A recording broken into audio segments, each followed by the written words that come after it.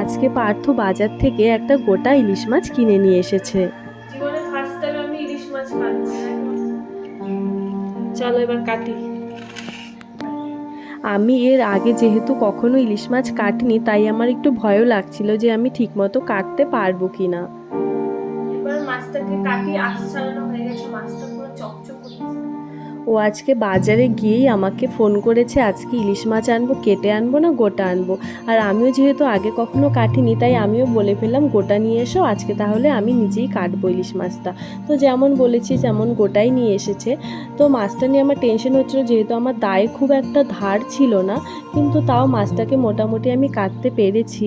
কিন্তু যখন আঁশটা ছাড়ানোর সময় পুরো এদিক ওদিক ছিটিয়েছি, তো সেটা কোনো ব্যাপার না, ওটা পরিষ্কার করে নিলেই হয়ে যাবে। মাছটা তো ঠিক মতো কাটতে পেরেছি।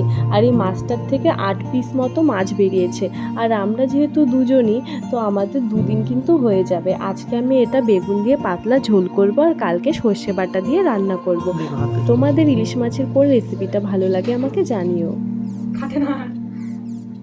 তো মাছটা তো ভালো মতো কেটেই নিয়েছি। মেনলি সমস্যা হচ্ছিল আমার মাছের মাথাটা কাটার সময়, প্রচণ্ড কষ্ট হচ্ছিল, কিছুতেই কাটতে পারছিলাম না। তারপর সব কিছু ভালো মতো কেটে নিয়েছি। এবার এগুলোকে পরিষ্কার করে ধুয়ে নুন হলুদ মাখিয়ে আমি স্নান করে আসব। তারপর মাছটাকে রান্না করব। তো তোমাদের আমার ভিডিও দেখতে ভালো লাগলে আমার পাশে থেকো।